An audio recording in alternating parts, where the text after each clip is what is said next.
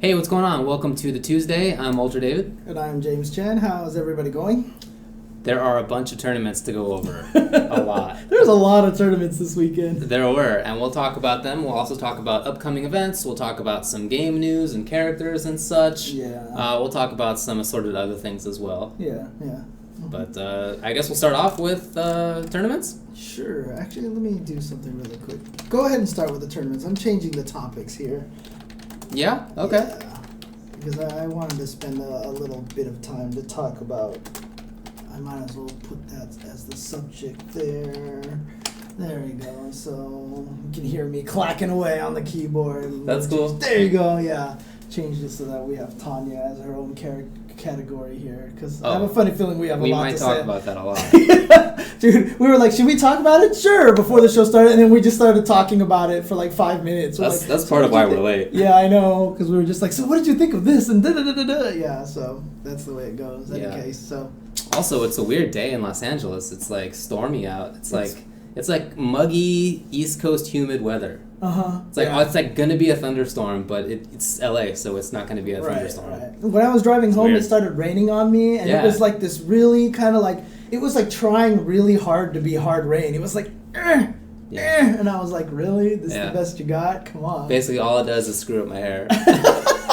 It's like as strong as it is. See, that's why I have the headphones on, so no one can tell. Oh, smart man. That's the secret. That's the secret. Part of my secret to terrible hair also is that I wear headphones the entire time I'm at work. It's like I take and make calls through my headphones, so I constantly I'm like this the entire day. It keeps it down. And then I walk out and it's just muggy and crappy outside, so oh well. Oh, man. Awesome. Anyway, let's talk about SCR Prelude. That's right, yes. It was this past weekend in Southern California, of course. You know, it was supposed to be SCR originally, but problems with the hotel, change of dates, etc. So as a result, SCR has been pushed back until the fall, and there was a Prelude instead.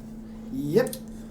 So it didn't have every game. It had MKX, it had Street Fighter 4, it had Guilty Gear, Xrd, and it had Marvel. Yeah. And look, it's SoCal. I'm super sad I didn't get a chance to make it there because I have been clamoring for one-day tournaments again for a very long time, and I think it's awesome that they threw this one-day tournament. Sure. It ended at 10 p.m. For a one-day tournament, right? I mean, one-game tournaments at like Southern Hills Golfland didn't end that fast, right? I thought it was super cool, and the matches are really nice, and I hope more people do this. I really, really do. No, we don't need these Sunday finals things for every event. Dude. I saw so many people tweet, like, I have Sunday free. Right, yeah. Like, I can do stuff on Sunday, so yeah. It's nice, too, because there were multiple events this weekend, and, you know, a couple of them were in very different time zones, but in the U.S., you know, the Commonwealth on the East Coast and in Southern California we had SCR Prelude, and Sunday was only one of those tournaments, right? Finals day was Saturday for one of them and Sunday for the other one, so it was pretty easy to actually watch rather than having to switch back and forth or whatever. So anyway, I thought it was cool. Yes. First game up is Mortal Kombat X. Okay. In the SRK results, so top 8 from the bottom were... They played that last, by the way, at SCR Prelude. Right, that's why it's at the top of the list. Dude, Mortal Kombat has been the headliner for so many tournaments now. It's pretty cool. I mean, it makes sense. Yeah, it's popular games. I mean, it actually didn't get the most entrants. I actually think it got the second lowest, maybe. Oh, for real? Yeah, I think Street Fighter and Xrd might have done more. I can't remember now, but... Anyways, in any case. Well, it definitely gets the biggest viewership right now. Yeah, and ECD, it's going to be the biggest one as well. So it's going to be the last game as well. So. Right. But yeah, anyways, go ahead. Big MK fans running that thing. Oh, yeah. Since forever. You know? Yeah, those guys have always been MK heads. Anyway, EGP Wonder Chef, 7th place with Summoner Quan. Also, Folix, 182 with Johnny Cage. Chaotic Armor got 5th with Relentless Jason and Slasher Jason. Dude, so cool. Filipino Champ got 5th also with Bujutsu Kung Jin. Manic got 4th with Spec Ops Cassie. EGP Crazy got 3rd with Swarm Queen Dvora. Tempo Chris G got 2nd place, Bujutsu Kung Jin, Hellfire Scorpion, Deceptive Reptile, and Dragon Fangs Goro. And then winner of the whole thing was Hitbox Tyrant with Heavy Weapons Jax. He's so good. he looked like he was Dang. here. Yes. And everybody else was here. It was like he had been playing the game for a year already. Right, Like the way that he was just already like, all right, like I have a jump kick. I know this is going to turn into down 3 into full combo. Like like nobody else is doing that yet, but he's already there. Yeah. He's already there. He was. I mean, it's interesting because they were saying on commentary, I think it was Eris who was saying that he talked to Tyrant and said, who are you most worried about? And he said, Crazy Bone, right? And Crazy Bone said that he was most worried about Tyrant. So they were worried about each other. But even, I just didn't even feel like Crazy Bone was there. You know, I felt like Tyrant was still above everybody. I can't disagree with that. Yeah. Yeah. I do think that Crazy looks really good. I really like his Swarm Queen. He's really good with the execution side of that stuff. But I agree, dude. Tyrant, like nobody was seeing Tyrant in that event for sure. Yeah. Okay, so here we go. That character's so good. So according to this, so 111 entrants for Street Fighter 4. Oh wow, Marvel 56, Xrd 53, and MKX was 48. How about that? Actually had the lowest there. Okay. So there you go. But you know what? Most people watch it, so has the highest viewers right now. So it definitely does. What are you gonna do? Yeah. Yeah. Chris G pulled out Goro for a little bit in Grand Finals and tweeted later that he wants to play Goro more, which I think he should. Dude, Goro was the only one that had a chance against Tyrant. Like, he won a game with Goro, didn't he? He did. Yeah, like, Tyrant just bodied every other character that he had. It makes sense, because Goro's all about just being on offense. Like, once you get in once with Goro, you're just doing punch walks, man. You're just in there. And he has really good footsies to start out with, I think that character makes sense. Did you see the combo that the setup that he had, where he hit him with neutral jump kick and then did the unblockable stomp, and he couldn't get away from it? I don't think I did. I think he did that. Like, he had one combo where he hit him with the neutral jump punch and then neutral jump kick, land, and while the guy's sliding, he did the unblockable, so it like caught him. Interesting. I'll have to try that. I don't think he could get away. So, and I think it might have been in the corner. So even if you could roll backwards, there's nothing you can do, right? So interesting. I thought that was kind of neat. I will look into that. I've been trying out some Goro myself. Nice. Yeah, definitely. F-Champ has been playing the game a lot. It's cool to see that he got top 8. You could definitely, I think, see some lack of familiarity in his game. Yeah. But, he has a lot of really good fundamentals, so it's... I mean, the only reason why I react that way is because he actually even tweeted it out. He was like, I don't know what's going on. Like, these gimmicks are catching me. And I responded to him. I was like, it's like Tekken. You've got to know every character because of the high-low kind of situation. You've got to know everything they've got. And he was like, I agree. So, yeah. I mean, once he figures it out, all the characters. It's interesting, though, that he's using a non-defensive character, though. Yeah. It was weird seeing Champ go on offense. It was like something funny going on here. But I'm glad he went with Bojitsu Kongjin. I'm glad Chris G also went with Bojitsu Kongjin. That's true. Yeah, because obviously he used the other one before. And Ancestral. That wasn't working out. No. So. I mean, to be fair, you got second place at a really big major. for his standards, and that's not working out. I definitely agree. True. Mm-hmm. All right. Well, that was a really good tournament, I thought. Yeah, actually, I really do want to talk about Fisticuffs Johnny later on. Sure. Because at the Commonwealth, someone used him and blew everybody up. I didn't get to see any of that, and I really wanted to see that. Someone tried at SCR Prelude, did not have that much success, so I'm curious now to see what happened. We'll talk about that for Commonwealth for sure. Okay. Street Fighter 4? Yes. Okay, top 8 from the bottom. SD Tempest, 7th place Vega, 7th place also Blockbuster John, Adon. Brent is cool, 5th place Rufus, Jace the Ace, was in town, I guess? Yeah. Okay. 5th place with the Capre. Tempo Chris G, 4th place with Sack. Julio got 3rd with Yun. 2nd place Chris T with Ken. 1st place overall Snake Eyes and Eve. I only got to see the top 3 of this. Oh, okay. Unfortunately. So I didn't get a chance to watch the whole thing. Did you see more than that? I saw pretty much the entire top 8. Yeah, I mean, I called that top 8, like, how many ways can Chris T land full Ken Ultra? Yeah? Because he landed that so many times. He landed that in so many different ways. It was really funny, actually. So, but, I mean, he caught someone with the close stand forward frame trap in the Ultra. There was one where basically he was dead. He had lost, and Jace the Ace knocked him down, planted the Psycho Sting over him while he was getting up, and then jumped in to try to do something. And he just woke up with Ultra. It hit her, froze into the animation, so the whole thing just went right through him. Right. Dude, it was so clutch. Dude. Right. That was really sick. That was really Good sick. stuff. Yeah. But then, of course, he ran into Snake Eyes, and he did really well against Snake Eyes. Just wasn't enough. He almost won that first set in the grand finals, because I was watching then. Right. He, wasn't it something like he went for the super into ultra or something like that? Oh no, he did that to somebody else, and he almost lost because of that. Oh, was that Julio maybe? Because I only yeah, saw it was Julio. It was Julio. Okay. Yeah. Okay. He did the super into ultra, and Yeah, he missed it. And he okay. almost lost that one. Yeah. Dang. Julio did really well against Snake Eyes as well. Dude, so. Julio's a good player. Dude, Julio's amazing. Yeah. His biggest problem is he just needs to travel more. Because like when he went to final round, you could tell he was nervous and stuff. You know, when we saw him playing over there, all of a sudden you're not in California. That's like his first tournament that wasn't in California. Yeah, it was. And it you don't think that it will, but it throws you for a loop so badly when you're not playing in your environment. So that's definitely true. Yeah. But Snake Eyes takes another one, so you know. Yeah. What are you gonna do? Well, okay. Before we even get on to some of the other tournaments, Oh yeah. PR Rog is in Japan right now, Uh-huh. and he tweeted out recently. He was like, "Dude, Europe is so much better than America. Like America sucks, basically." And I was like, "We need to get better, right?" And he's like, "How do we get better?" He's like, "All of our tournaments are being won by Dudley and Zangief and stuff like that. Like, you know, basically implying that those aren't great characters, you know, and such." So, do you feel like that we're playing as strong as we could be with characters, with like Dudley and Zangief and these kind of offshoot characters winning, or? I certainly don't feel that Geef or Dudley or Guile, etc., are top 5 or top tier or anything like that.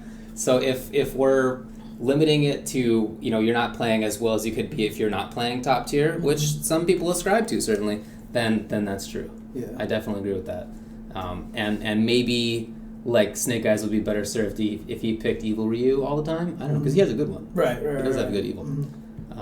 But I don't know. Look, nobody's knocked them off their perch yet. Right. And when they play against people internationally, they've had some success. Okay, Guile's had a bunch of success with Dominion, right? Like, Knuckle-Doo has had success. He beats Infiltration all the time, right? All right. Snake Eyes Geef has had success.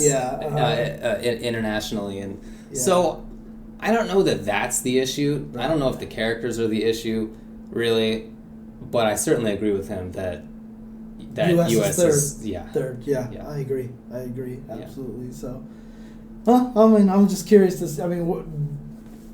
I don't know. Like, I'm just wondering, like, because the cool thing was even Daigo, for example, he went to Evil Ryu, and everyone criticized his Evil Ryu pick because he was dropping combos. He finished 50th at Evo or whatever, something like that, and everyone's like, Daigo's washed up, and he just stuck with it, and now he's back to being, oh my God, Daigo! No one can beat Daigo! He got himself back there, but that was because he took that hit. He was willing to take that period of time where he was like, look, I'm just going to be a punching bag for a little bit because I don't know this character as well. Now all of a sudden he's getting 25 hit combos on Momochi like nothing, and everyone's going crazy, right? So that's really smart. It's just you have to be willing to lose with the secondary character to make them become your primary character. Like you see Ricky and Justin, every time they play in a tournament and they run into a bad matchup, what do? They go back to Rufus right away. Maybe they should stick with some other characters, but I hear you. Anyways. Okay. Fair enough. Sorry. Sidetrack. All right, what else do we got here? All right, let's talk about Ultimate Marvel 3. Yeah. Yeah. I also caught top 5 of this, actually. I caught most of it. Anyway, top 8 from the bottom, Shadow Rusher. Oh, no, I saw the whole thing, actually, now that I think about it, because I remember the name Shadow Rusher. That's right, because Justin messed that one up. Yeah, he turned it into a good one, though. Yeah, I talked to Justin. I was like, dude, people don't get to pick their nicknames. He's going to be Shadow Runner for the rest of his life, dude. He's going to be Shadow Runner. Yeah. So Shadow Runner, 7th place. With Chun-Li, Morgan Phoenix. I wish that I had seen more of that. Dude, because we only saw the one match in top 8. Right. He apparently, I think he double Jeopardy to Elver.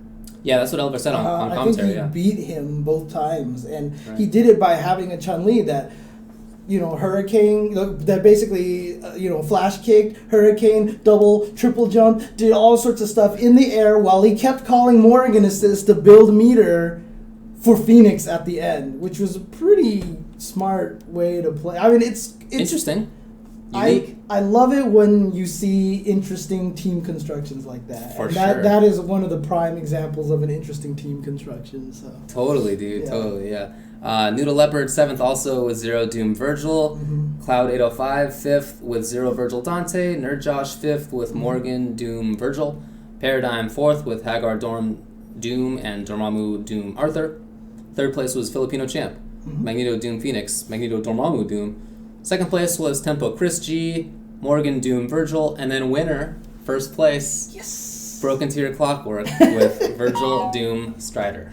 I make no pretenses of being biased and happy about this victory. I was happy about it. Why not, Look, it was cool.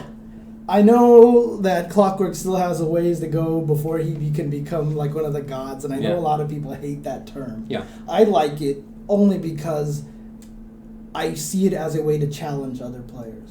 Can you become a god, right? Like, that's how Leffen kind of treated the Smash gods. He's like, well, these are the gods, then I want to beat them, right? And so Clockwork, I feel like, look, the way that I mentioned it on Twitter was that he's always been a proponent of Marvel. He's always been defending it and talking about how it's actually a skillful game and it's really strategic and stuff like that. To see him win a tournament where he beat both Chris G and Filipino Champ in the same tournament, 2 of the gods, and take the tournament, I think that's amazing. I think that really kind of solidifies a lot of what he was talking about, and I think that puts him in position where maybe he can be one of the gods now, and I think that's super exciting. I'm super happy to see that kind of an arc coming, because I'm actually worried that one of the reasons why people stop playing it is because they just stop believing they can beat any of these guys.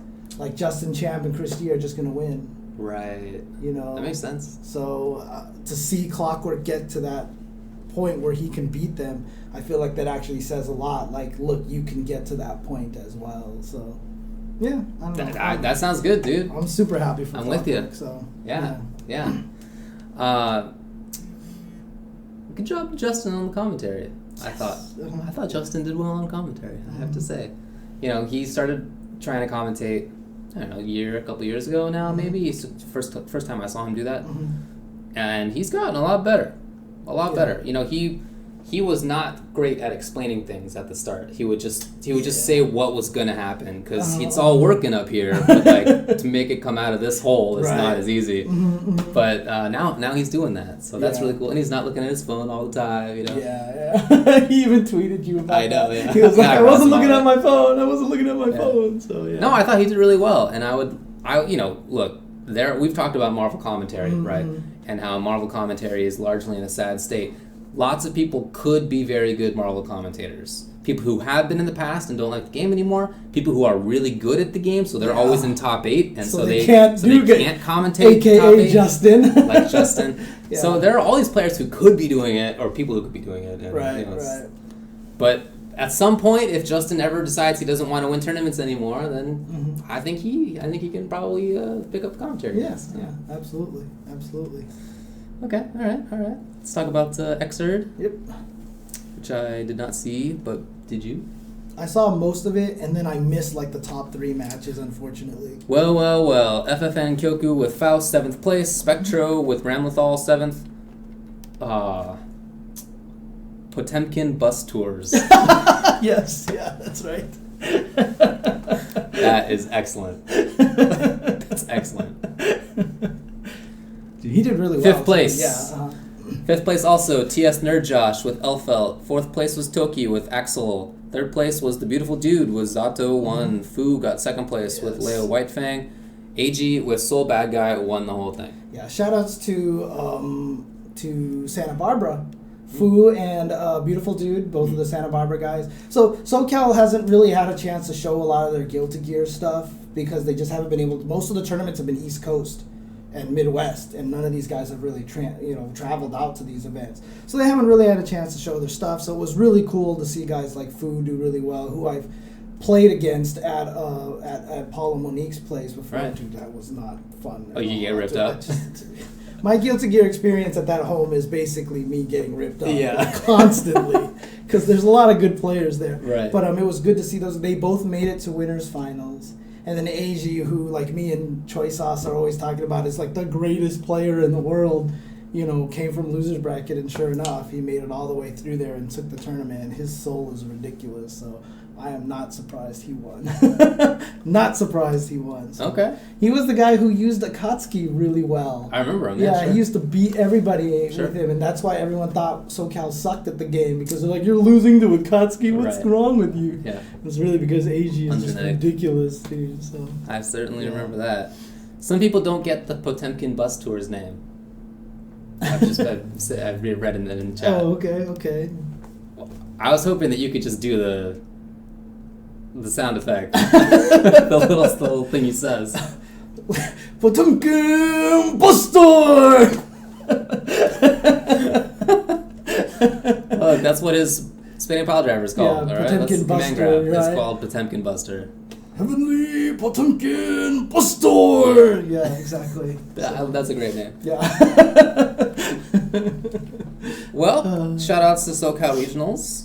Yeah, awesome event, and the matches were hype. I thought it went really, really well. Like I said, I was sad I wasn't able to be there. By the way, I thought Steve did a really good job on commentary for all the games that he did. I actually really liked him, and of course Eris and Rip did really well. So yeah, I mean, I couldn't make it because I actually was in the office that whole day, and so you know, but that happens. So it's really nice knowing that if I am in the office all day and if you're otherwise occupied, that like there are people who can handle it. Yeah, for sure. And definitely Justin did that, and Oliver did that, and Steve did it, Rip, Harris, lots of capable people for sure. I'm really happy about that. Yeah. You know, Steve is somebody who I really like on commentary because he's one of the few people who's really practiced at it. Like he has a YouTube channel, and he'll like. Oh, nice. Oh, okay. Nobody has taken that advice. I've been saying that for like 5 years. People, how do I get on commentary? Well, maybe try practice. Yeah. Maybe put some videos out. You know, let's see what you can do. And he's one of like 3 people who's done that. I like his diction. I like when he says stuff. I like the tone that he gives when he says a lot of things out there, and I think he has a good voice for it as well. So I agree, and he also does a good job of not being monotonous about it, not having the same way of phrasing things over and over. So anyway, good job. Let's talk about the Commonwealth. All right, sounds good. So this was in Virginia? In Virginia, yes. Okay. Other side of the country. And a lot of good players were there from, New York down to Florida, sort of that general... I did not get a chance to see any of this. I missed all of the Commonwealth, so I mean, I know you got to see a lot of this. So I came in at about grand finals of Street Fighter, and then I saw I couldn't get in there before that. So. Okay. Well, I'll talk about what I saw. Anyway, let's talk about Mortal Kombat X because it's right up on the top. So Gimpy with Cassie, Hollywood, and Spec Ops, 7th place. Yomi Michelangelo, 7th place with Quan Chi Summoner. 5th places were Digit with Thunder God Raiden and Yomi MIT with Sonya Covert Ops and Hellfire Scorpion. 4th was Forever King, Yomi Forever King, with Kung Lao Tempest and Bujutsu Kung Jin. 3rd was Yomi Saltface with Hollywood Cassie Cage and Ravenous Melina. 2nd was Yomi DJT with Tempest Kung Lao and Johnny Cage with Fisticuffs. And winner, though, not Yomi at all, CR Sonic Fox with Outlaw Aaron Black. There you go. So even despite the nerf, not a problem. Not a problem. It's really not that big a deal. Yeah. He is so good, Sonic Fox. Like the more I see him play now, that he's playing a character that's not Batgirl. That's not honestly a character that's not Batgirl. That's honestly what I was gonna say. And I've seen it in other games, right? In Skullgirls and in I don't know, whatever else he plays. I've seen Under Night. But seeing him play a lot against people who I know are really good, like I think DJT has really good footsies. Yeah. You know what I mean? And I think he has really good pressure. So to see him see Sonic Fox play against him and make this comeback, which he had to do, was really impressive. Dude, his spacing is just super, super strong. Super strong. Yeah. Really, really impressive player. That's cool. That's cool. But anyway, you talked about what? I mean, it just sounds like Yomi is still just like destroying people for the most part. I mean, it sounds like they're the team to beat if you want to talk about it from a team group perspective. So. Absolutely. Yeah, absolutely. They have a bunch of the best Mortal Kombat players in Atlanta. They have a weekly every week. It's actually Tuesday nights, so you can check them out at Yomi_gaming. That's probably off now, but next week, check it out if you're interested. A lot of the best players in Mortal Kombat from across the country have all congregated in Atlanta for it. So from SoCal, NorCal, Midwest, New York, and they've all just moved Southeast. there, right? They literally moved into a gaming house. Yes, right? and they're working there. I mean, it's not. Yeah. They're not. It's not like one of these things where they're just playing video games the whole time. They actually are like pulling their weight. They have jobs. It's a whole interesting thing that they're doing. That's really cool. But definitely the focus of it is playing games, and they play many hours a day. Who from SoCal is there? Slayer. Oh, really? Oh, yeah. Okay. Cool. I guess he didn't make top 8, but he did well. He's done well at a couple of other events. He got second place at, I think, Northwest Majors. Nice. Okay. Got good top stuff. 8 at something else. Anyway, yeah, it's cool. So DJT with Fisticuffs Johnny. Yeah. Right? So it's funny because someone at SCR Prelude tried to use Fisticuffs Johnny. And it looked successful maybe once or twice, and Rip was like, dang it, that was like my secret I was going to save for EVO and all this stuff like this. And then I heard everyone complain. Like, after it happened at Commonwealth, I was on Twitter, and I just saw all these people like, well, he's going to get nerfed. I mean, did it just look like, is it just like super oppressive? And it's really good. So Johnny and Fisticuffs has a chain that's just back 1, 2, 1, 2, 1, 2, 1, 2, 1, 2, 1, 2, 1, 2. And he just swings. He stands there. It looks really stupid.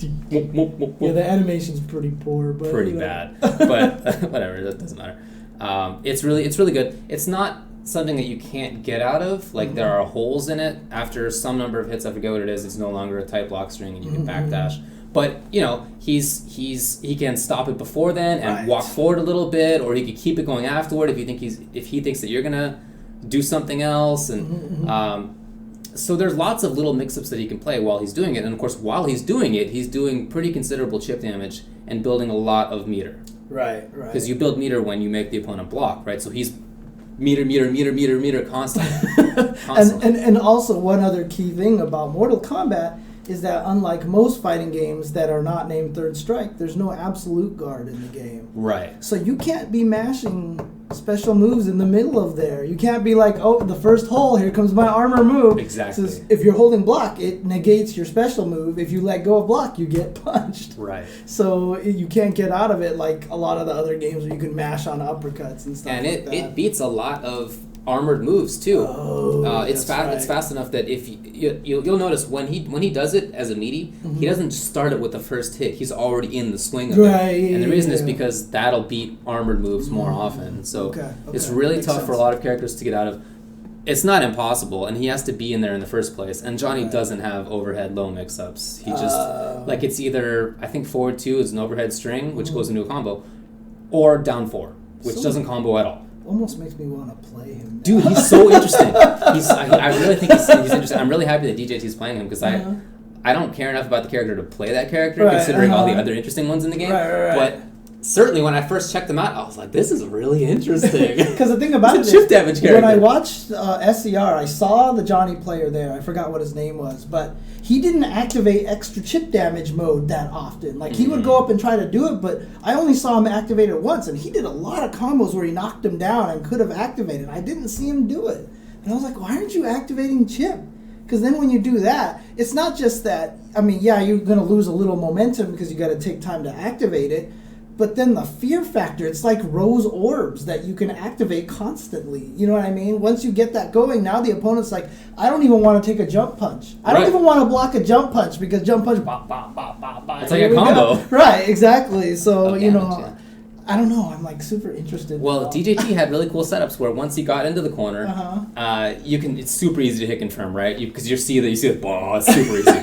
So he goes into the nut punch. EX nut punch causes a juggle, and he ends that juggle with, I think it's forward 2, this like straight punch, and that causes a sliding whatever the knockdown is called, right? And he activates the chip damage thing, extra chip damage Right. option at that time, and then Meaty, he has this going again. It's just like, whoa, it's so crazy. Actually, can you answer me one question though? Because this I actually don't know. Is that when you do a face down knockdown, I see a lot of people talk about trying to get face down knockdowns in that game. What's the advantage of face down knockdown? There's no roll. Because I swear I put the computer on roll and they still roll on face down knockdowns. Really? I don't think so. But I'll have to double check. I'll have to double check. Mm. Okay. It might just be Ferritor. It might just be certain parts of his move. Because I know like when you do the roll and it hits them, they fall on their face, but then they can still roll. It might be a different kind of knockdown or something like that. Because I was specifically testing with Ferritor because I was like, I'll end my combos with the roll. You know, the little ball, because it knocks them face down, and that way they can't roll, but then the computer still rolled and got up, so... I don't know, man. I'll have to double check. Okay. I don't know.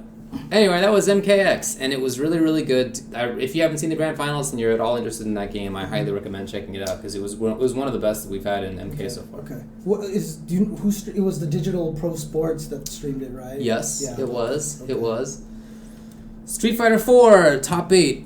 7th was Fumijin, Sakura, and EMP KDZ with Ibuki and Abel. 5th was DCB After Death. Zangief at least used to be the #1 ranked Zangief on Xbox Live. I'm not sure if that's still the case. Maybe. What was the name? After Death. Oh, okay.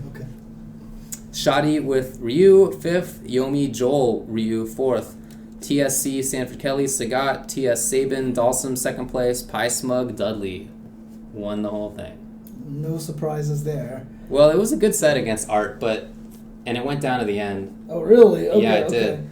Because I just saw people tweeting like, you just feel so bad for Dalsum when Dudley gets in on him, right? Look, the final round was a perfect. That's just how it goes sometimes. You know, as a sim player, you're not happy about it, but you know what's going to happen sometimes. Mm-hmm. You hope it's not the last round in a tournament where it happens. But that's what happened. But Art played it well.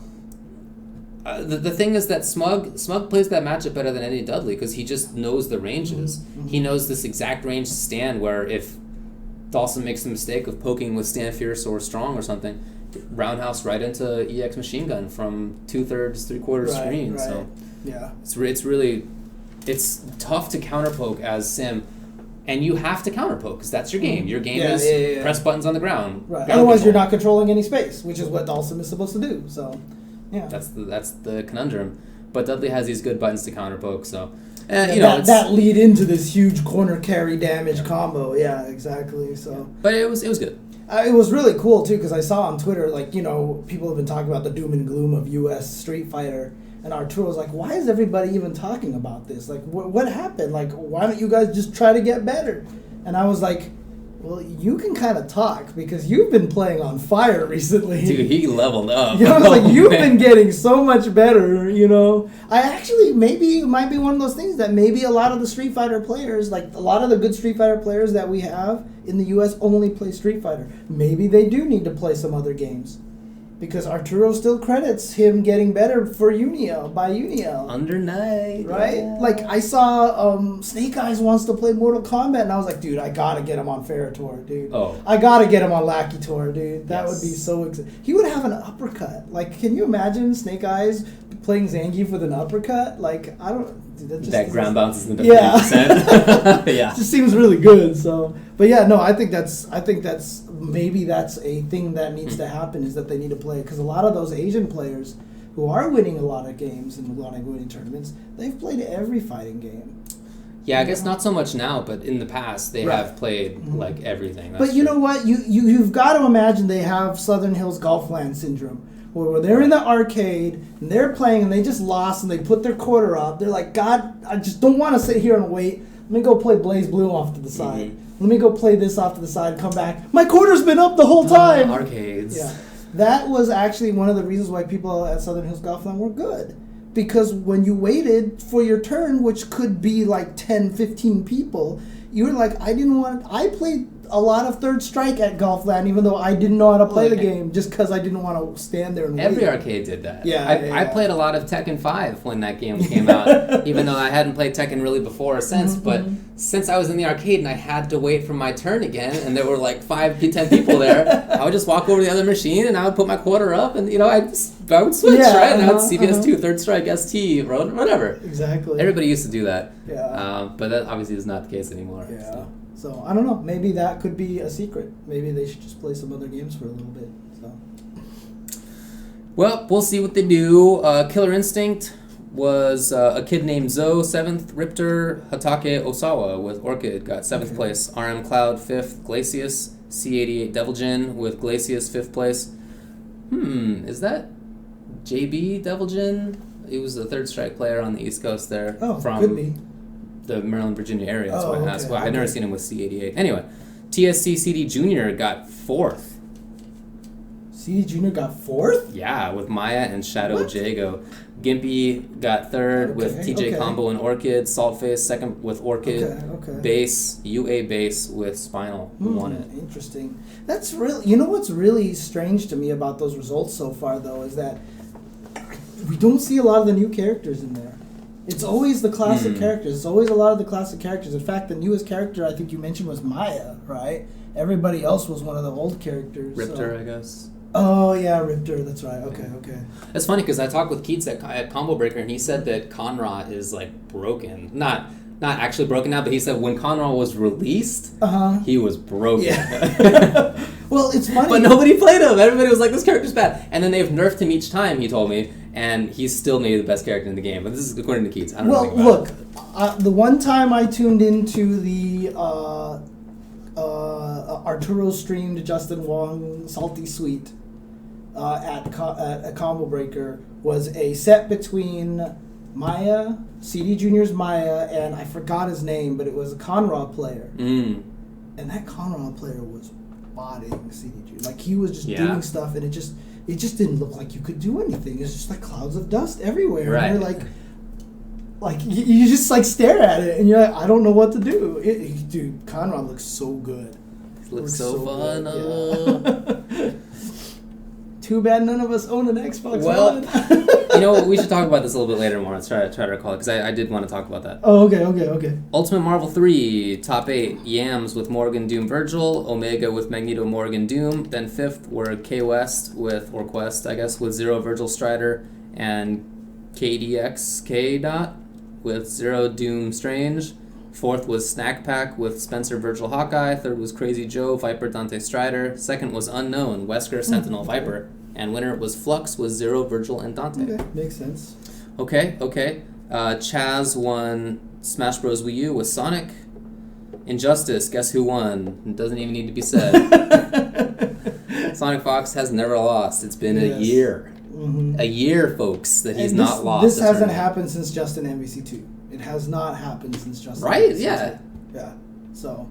Although I will say, though, that the competition I think that Justin had in MVC2 is probably a lot tougher. Yeah, you don't need to mince words about it. It definitely was tougher. Because the guys who are going after Justin, I hate the fact that a lot of people don't know Sanford's history. Yeah. And that he was pretty much number 2 in MVC2, and he chased Justin for years. Yeah. Yipes, Executioner, right. Smooth Viper, and then all the West Coast people, Chunksta, Potter, all these guys, Sue Mighty, there's just like the pedigree of MVC2 players that chased after Justin was ridiculous, and Justin won for like 3 years in a row or something like that. It was something, I don't know, I don't think it was 3 years, it was like 2 years. I think it was 3 years. Was it 3? Right. Oh, okay. Yeah, but Sanford was the person who finally beat him. First person who beat him. And he did it, I remember, by blocking some of the most ridiculous mix-up strings that I've ever seen. Yeah, it was pretty ridiculous. So. Well, Lord Knight won BBCP. Okay. Vegeta won Tag 2. Lord Knight won Persona 4. Raiden won Xrd. There you go. Okay. Good stuff. Okay. All right, so do you want to just get through the other 2 events? I mean, we might as well. Right, yeah, sure. they were... Let's see. Well, we'll talk about Kakutop? Yes, Kakutop League, which is the tournament, the invite only, like Topanga basically, for Europe. And it looked like it was 7 European players and then Game In. I don't know, does Game In live in Europe now? Or I don't know what the story with him is. I don't know what that story is either. But he was there, so... I don't know. So it's split into pools.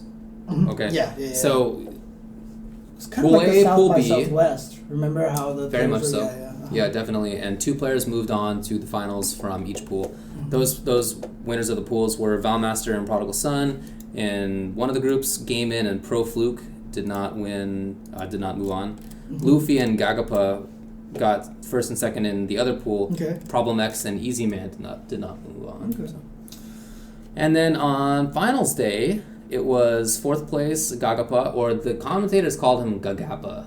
Oh, really? I don't know if that's accurate. I don't know. But maybe.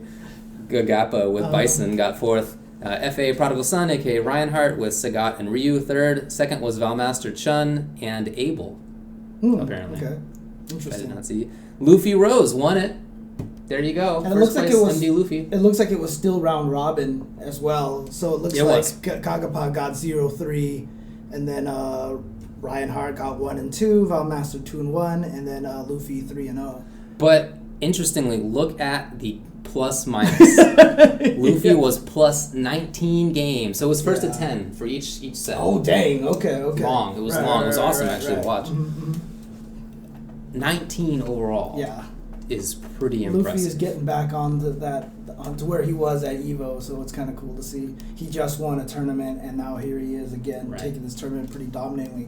One of the interesting things that I saw was Ryan Hart actually tweeted after his match with, I don't know if it was Luffy or Valmaster, but from the responses I saw, it might have been Valmaster, but he was just like, what am I doing wrong in this matchup? Like, what can I do in this matchup? Right. You know, kind of situation. So it's really interesting. Ryan Hart had been pretty much the top European player for so long, and now it feels like Luffy and Valmaster are kind of taking over that spot now. So kind of exciting. I think you're right. It's really exciting. It is, and that's a big change because you're right. It had been a long time that Reinhardt was the best at whatever he wanted. For like a dozen years at least in Europe. Exactly. But hey, not anymore. Someone said Daigo was plus 22 at Topanga A-League. So. Dang. But remember, there was a lot more matches too. It wasn't just 4 people. It was a lot of people you could play. But still. Well, it was first Plus to 10 22. also. Yeah, and it's also Look, they're against, both very good. Yeah, and it's also against, people like Momochi and Sako, and to be plus 22 there is pretty ridiculous. So yeah. For sure. Yeah. For sure. So. Well, I watched that. The finals day. Okay, cool. It was cool. Oh, you know what? I did want to bring this up with the Commonwealth before we totally forget about that. I really liked the production that they had. So the production was really interesting. They had interviews. They had, before matches, after matches, they would have interviews, which I thought was really, really nice.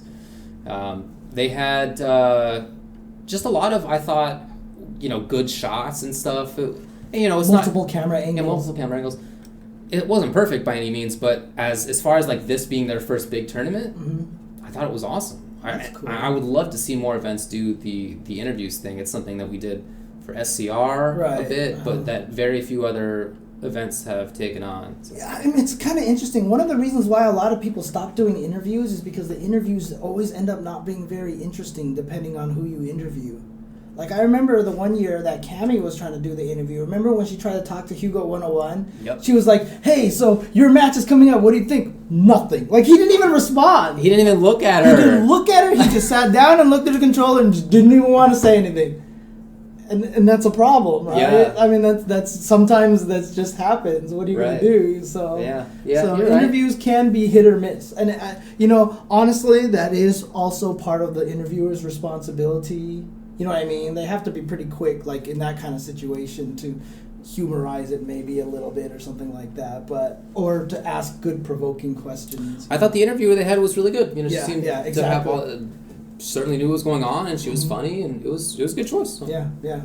For sure. Apparently they had multiple stream setups, so they didn't have to show button checks on stream. I just found that out on stream right now. Dude, Level Up did that a long time ago. Both of these are Level Up tricks from like 4 years ago. Yeah, I don't know why Level Up doesn't do that anymore. Why they don't have the 2 sets.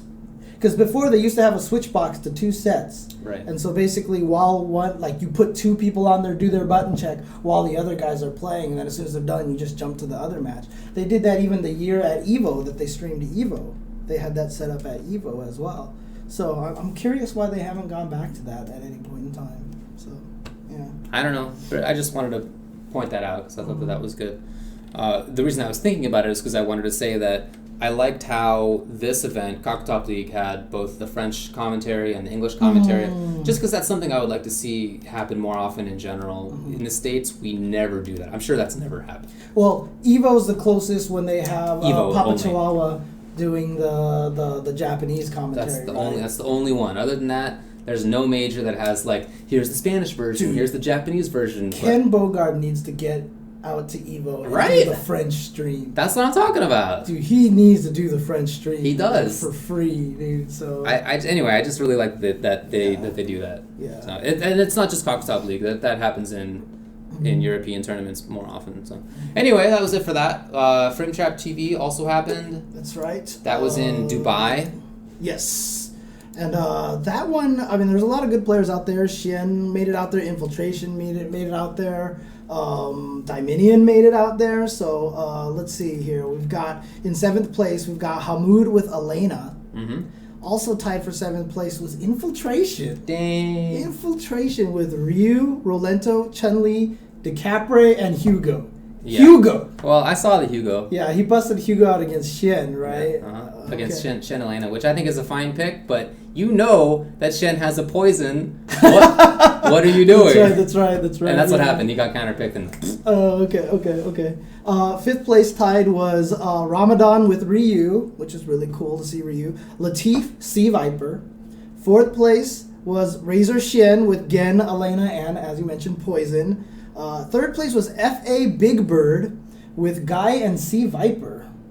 2nd place was Fruit with Sakura and, you know, all this doom and gloom about U.S. players and whatever like that. 1st place, Dominion with Guile. So there you go. In a tournament with European and Asian players. Yeah. Dominion comes out on top. So there you go. Yeah. It's not all doom and gloom yet. No, man. No. Yeah. I thought that was really good. He certainly played well. Did you get to see any of those matches? I did get to see some of those matches, yes. Fruit Sakura is really good, dude. He had some setups I had never seen anybody else do. Oh, really? Yeah. Nice. And, like, I was even watching the chat, and, like, DB Joseph was in there. He was, like, a really big Sakura tech guy. Good player, too. And he was like, that's sick. I've never seen that. Like, he didn't know about it. I was like, wow, okay. That wasn't just me, I guess. I would have gotten hit by it. It was a sick cross-up though with... Yeah, this is the danger of having too many players who you think are the epitome of your character, because then you start just emulating them. You try to learn their tricks and everything like that, and then you've got people who, like those tech monkeys out there, those scientists who keep coming up with the crazy stuff. And dude, I mean, as much as we know Ultra Street Fighter 4, there's still way more things to figure out about that game. New setups and goofy tricks and such. So yeah. So I was impressed by him. I was impressed by Big Bird. I mean, I knew about Big Bird, but he's always really, really good to see. His guy is super good. You know, Latif was there. Clearly, Latif has worked out. Yeah, first of all, yes, he's put in some work. Yeah, definitely. You know, you can see it in his game that he doesn't have quite the practice as he did when he was living in the States. Right. Right. I mean, that's maybe not that big of a surprise, but he hasn't been able to keep it up as well living in Saudi. So, you know, certainly has a job and everything. That's fine. But he's still good. It's just that, you know, when you saw him play against, I think it was Dominion, he definitely, like, didn't seem to know the little ins and outs of it anymore. Okay. Too bad, but oh well. And then, Infill with Hugo, that was cool. It was cool, man. Infiltration, I mean, I honestly, like, he's still an amazing player. He's still been winning tournaments, but his biggest weakness right now may be that he has too many characters. You might want to stick with one character or something, or at least like 2 or 3 characters. Yeah. But I don't know. This seems to be a specialty now. So. Yeah, for sure. Yeah, I knew about Big Bird. Do you guys not know about Big Bird? I don't know. Come on. People in the chat are talking about it. Okay, I guess maybe fine. So I went to Kuwait. He wasn't there, but okay. People were talking about I was about to say, I thought you knew him because you went out to the Middle East. No, I didn't meet him there. Okay. Unless I did, and that would be sad. But I did meet a couple of the guys who were there. Okay. And actually, the guy who runs FrameTrapTV, the Prince, I knew in London when I studied in London Really? from like 12 years ago or something like that. That's so cool. Maybe 10 years ago. That's so cool. And he was running a game cafe there. And we had a Third Strike tournament there. That's cool. And now he's in Dubai and he's still running tournaments and streaming stuff. So that's super cool, I thought. Nice. Yeah. Hey, I love the fact that we had a tournament in Dubai. We had a tournament in Germany. Kakutop was in Germany or France? I believe it's French. Yeah, it was France. So we had that, and then we also had East Coast and West Coast of the United States. We basically had a tournament everywhere, and I think that's super cool.